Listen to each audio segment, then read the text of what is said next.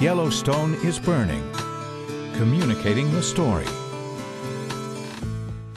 The media coverage of the Yellowstone fires was controversial.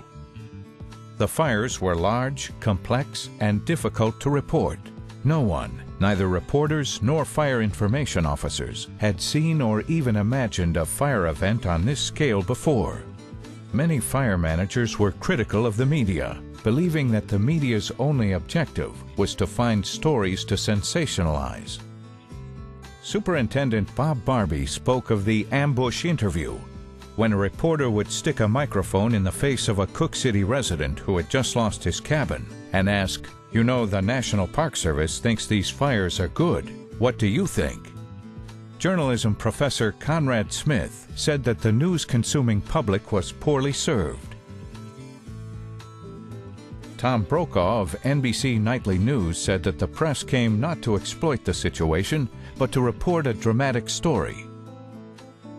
Not only were journalists put to the test in 1988, but also the fire information officers assigned to work with incident management teams, the media, visiting politicians, and the local public. Fire information officers admitted that they got behind the power curve delivering the park's natural fire message. All of the people interviewed for this series possessed deep smarts.